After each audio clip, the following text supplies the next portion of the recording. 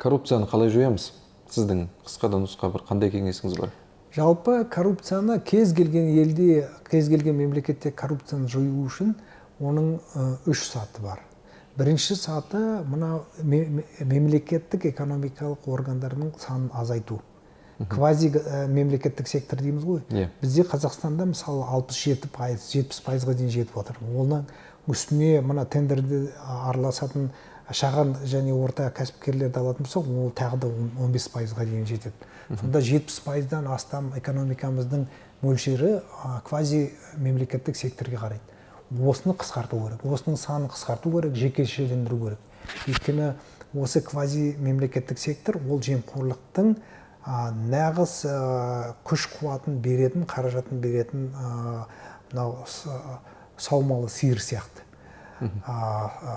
Сондықтан оны қысқартсақ, оның орнына жеке адамдар келетін болсақ, жекешелендіру арқылы. Онда коррупцияның жалпы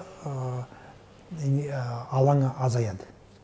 Ол бір. Екіншіден, мемлекеттік рұқсат беру жүйесі, мемлекеттік лицензиялар жүйесі, мемлекеттік жалпы функцияларын қысқарту керек, құзыретін қысқарту керек. Мемлекеттің өз басы ол нарықтағы ең үлкен ойыншының бірі.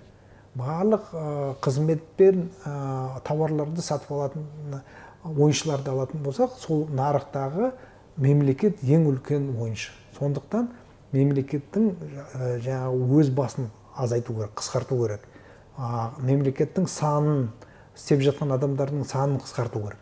Үшінші сатыға келеміз. Үшінші саты ол әрине заң және экономикалық реформалар.